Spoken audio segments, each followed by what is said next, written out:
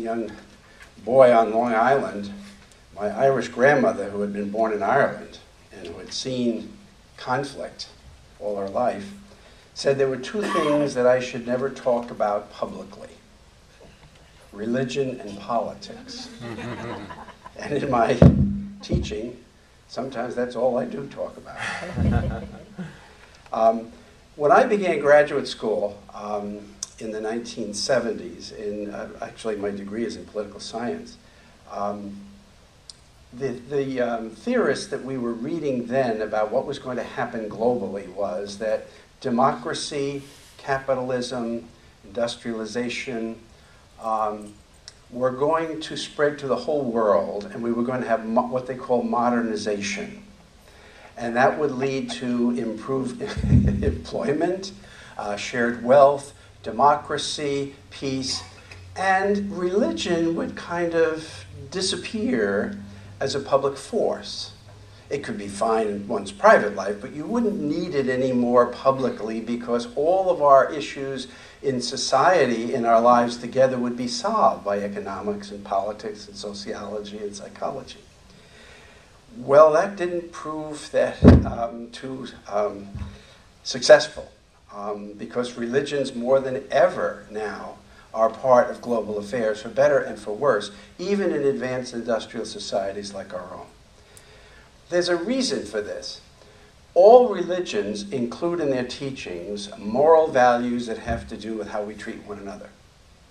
And despite how many people practice their religion, the original teachings of the great prophets are that the image of the divine and the transcendent is in everybody, as we heard in our readings, and that therefore all people, when they come together, should treat each other with respect and also alleviate one another's suffering.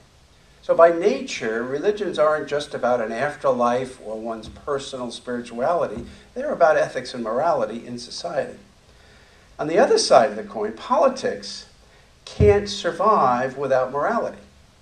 Aristotle, in his Politics, said that what politics is, it's the practice of citizens who come together to deliberate about what the good life together is all about.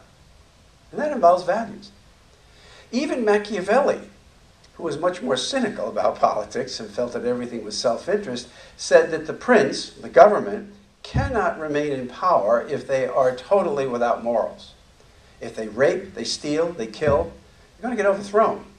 So even if a leader isn't personally moral, they have to exude an air of morality and have to have restraint in the way they use power. So therefore, both religion and politics are intertwined in their very definition because each is talking about something that the other needs: morality, ethics, and so forth. Now, religions, therefore, are going to be involved in public life in some way. They can promote justice, they can promote peace, they can promote understanding, but unfortunately, all religions have in their traditions, either in their original scriptures or in Buddhism, what developed later on, some sort of justification for killing. Self-defense, defense of your neighbor, your ally, defense of a principle, and so forth. So religions go in two directions. They have in their traditions promotion of peace, but they also justify violence at different times. Now, the positive side, peace. We've all seen, and many of you are old enough here to remember the 1960s and the peace movement and the civil rights movement and the Berrigan brothers and William Sloane Coffin, my hero, Martin Luther King Jr., and what they did to remind us of the importance of moral values in politics. Today, we see just recently, after the terrible killings in Ferguson, Missouri, in Charleston, South Carolina, clergy of all shapes and traditions coming out in the streets to try to calm people. And when I was here in June, I mentioned the moving forgiveness in Charleston of those people who forgave immediately that young man. That's powerful. And that helps a society heal and move on and energizes people to come together in peace. I lived in Latin America in the 1970s doing my doctoral dissertation work in Chile, which was under a military regime at that time. And I personally witnessed so many different religious people and non-religious people coming together and using the churches and synagogues as refuges, places where people could come who were hounded by the government. And we hid them. We moved them from house to house like the old Underground Railroad here, and eventually got many of them into embassies so that they could get free. That was a very powerful example to me of where religion can be at its best. And it didn't make any difference whether you were Protestant, Catholic, Jewish, Muslim, atheist. We all worked together. However, as Paul Harvey would remind us, remember in his radio programs, what's the rest of the story? Well, the rest of the story is quite long and saddening. In the 1960s, in our world, globally, 21% of civil wars that were going on inside nations around the world in some way involved religion as a motivation.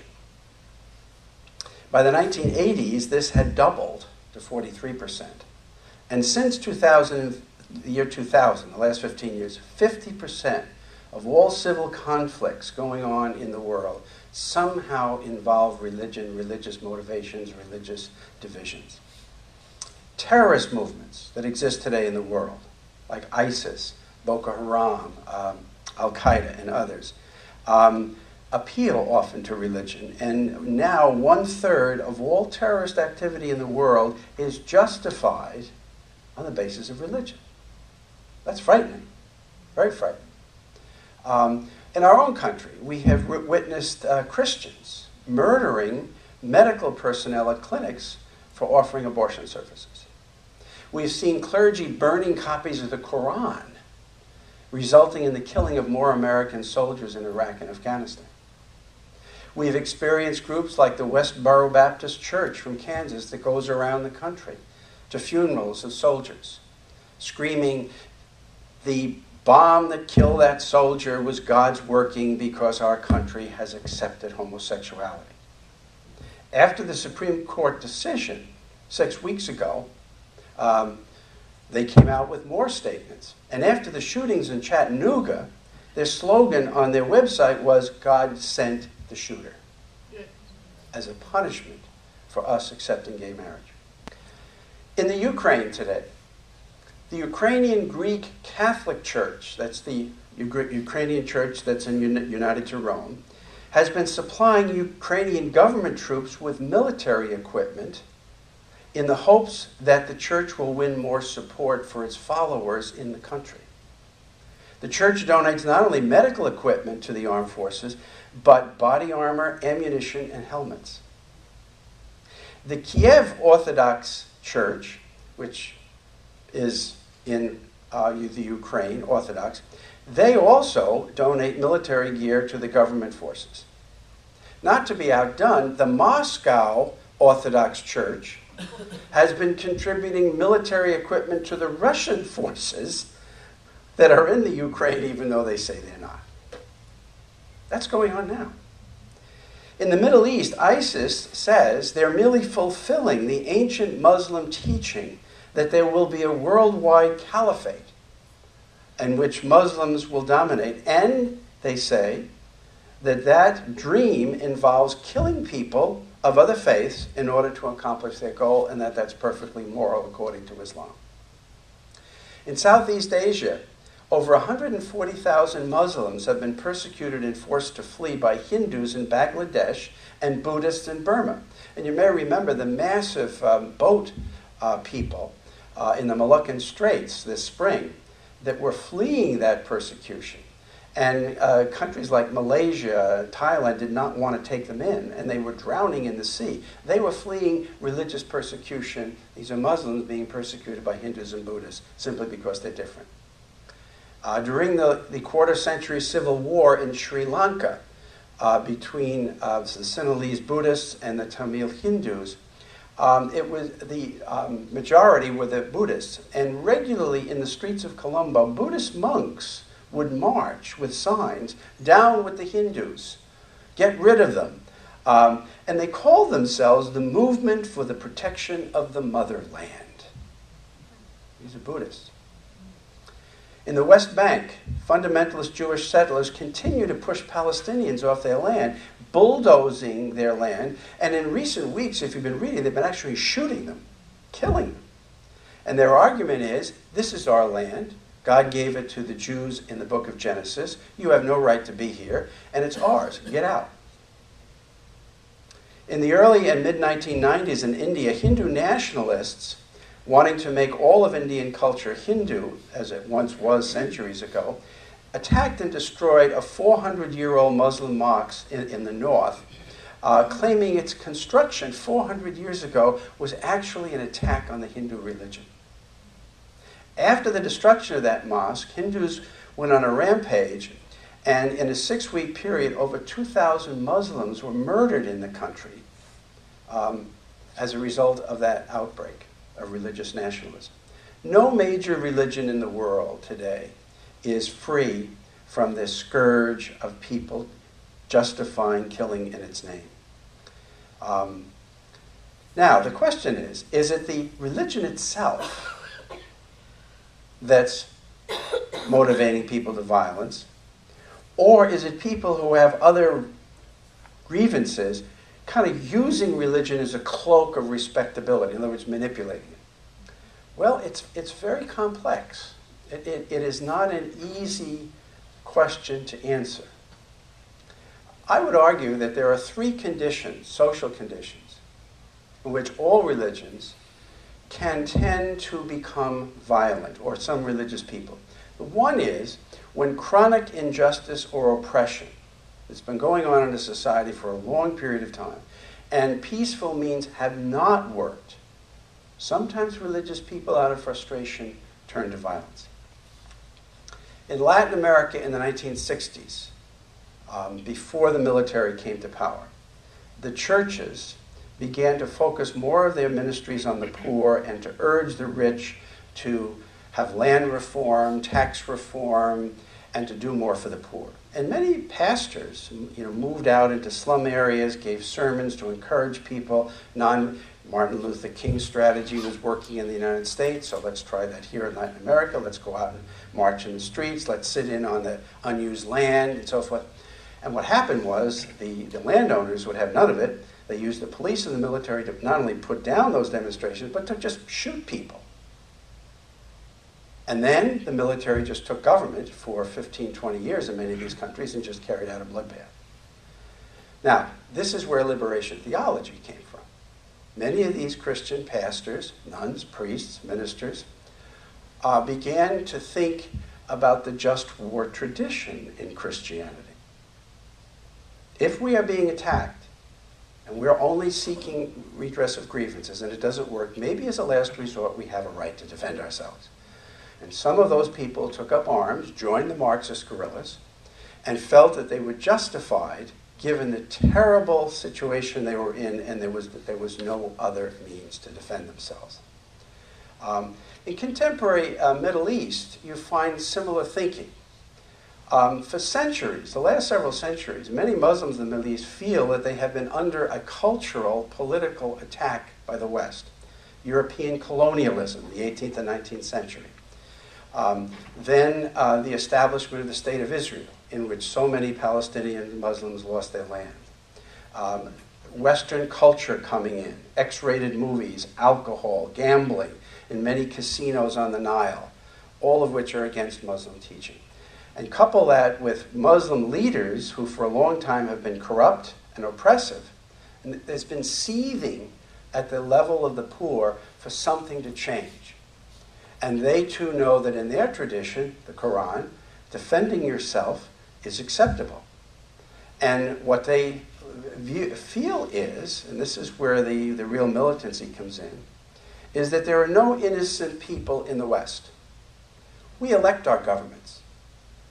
If our governments support this and are sending military assistance to autocratic leaders to put down people, and we support the State of Israel and don't do anything about the Palestinians, we are responsible. Now, I don't think the Prophet Muhammad would ever justify 9/11. But the tradition of defending oneself is as strong in Islam as it is in Christianity, as it is in Judaism, and it's there. The second condition where religions will become violent is when a religion becomes closely intertwined and identified with a culture, an ethnic group, or a nationality. When I was in New York in the 1960s, and we had all sorts of peace demonstrations, Martin Luther King was leading demonstrations against the Vietnam War, the Cardinal Archbishop of New York, Cardinal Francis Spellman, was the head of the chaplains of all the armed forces. And he went regularly to Saigon to visit American troops.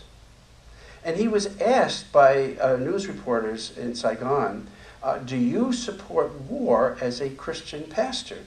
And his answer was, my country, may it always be right, right or wrong, my country.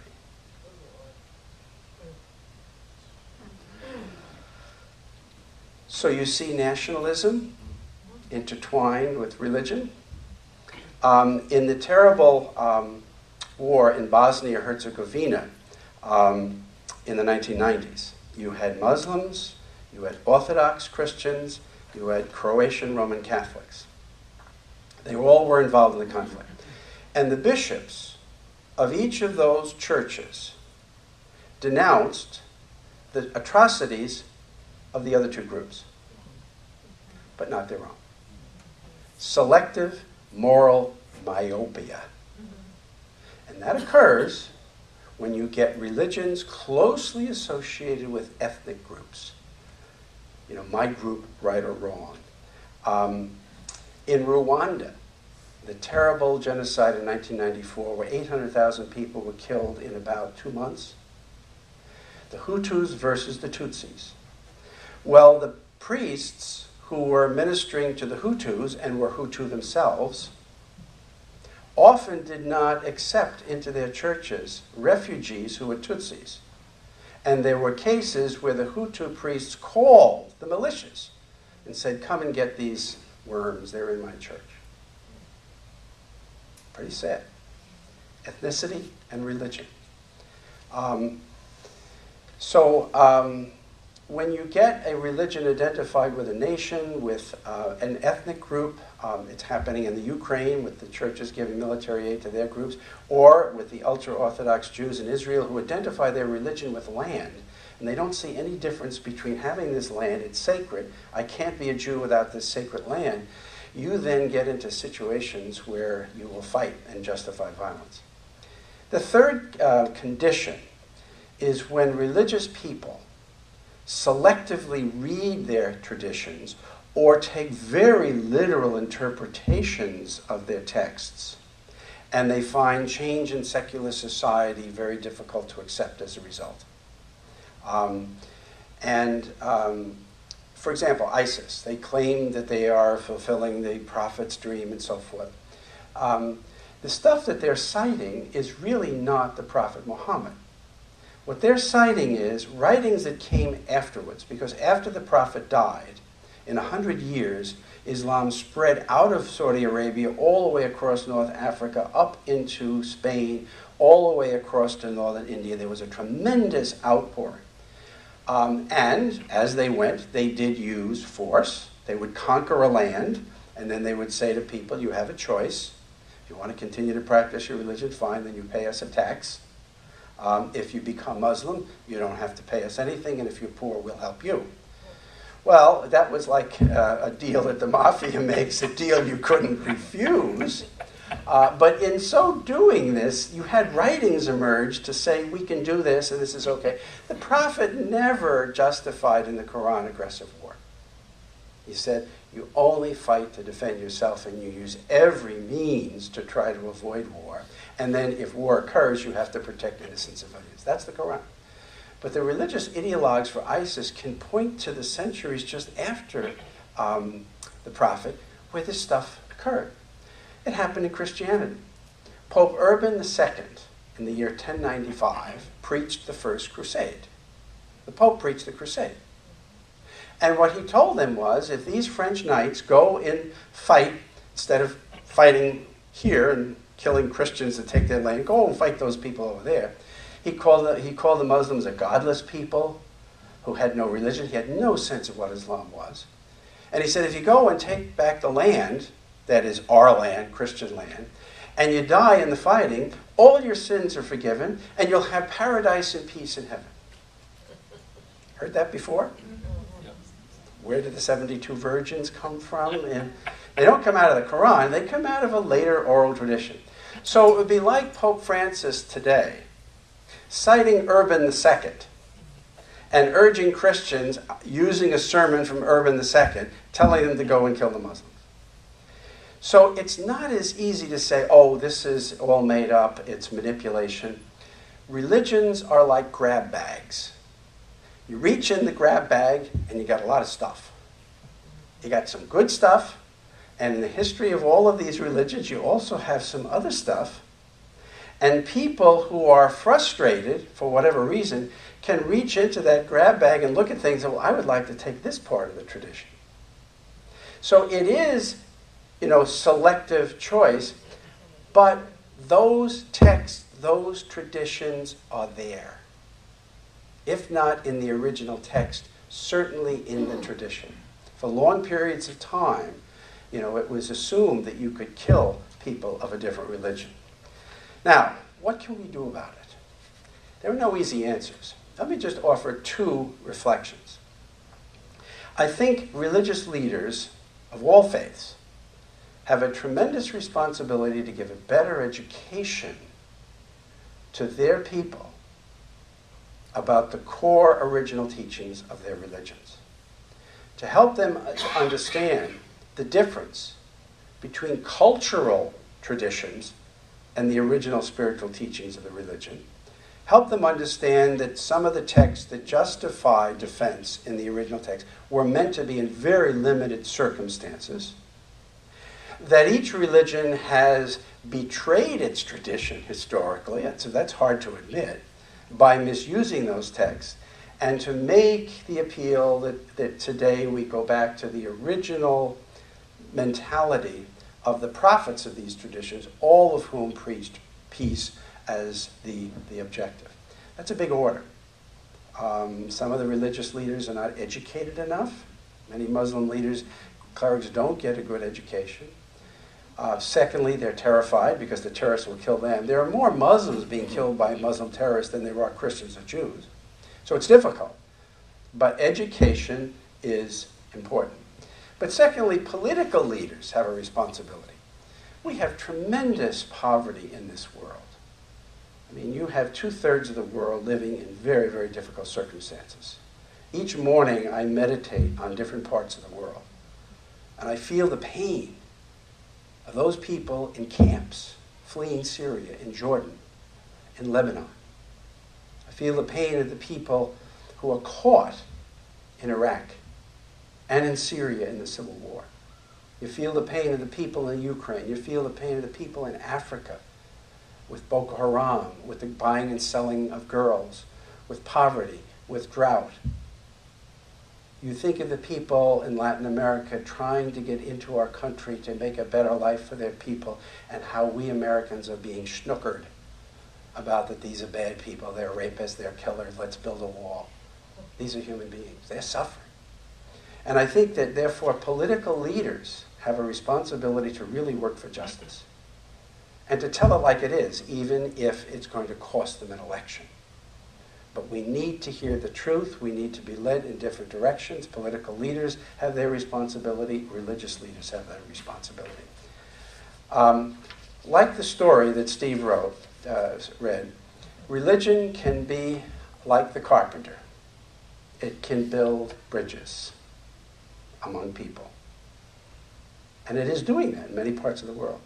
But it also can be like old Joe, who wants nothing more than to build a wall, keep those people out. They're the bad religions over there, we're the good religions. So that's the paradox of religion. I tell students on the very first day of class at Ripon, when I do the world religions class, which I do every fall, that I feel torn teaching world religions. Because I find in all of them some very beautiful teachings to inspire, to lift our spirits. Great figures in all of these religions historically who've done great work for humanity. But that in all of these traditions there have been dark sides and they continue to be there, of people killing each other, not understanding each other, discriminating against each other, being ignorant about each other. And I say, I therefore feel very torn, and I'm not here to sell you religion. I'm here to help you understand its complexity. So I think, I don't have to tell you that, you believe in education, but a lot of sermons don't want to encourage people to read or think.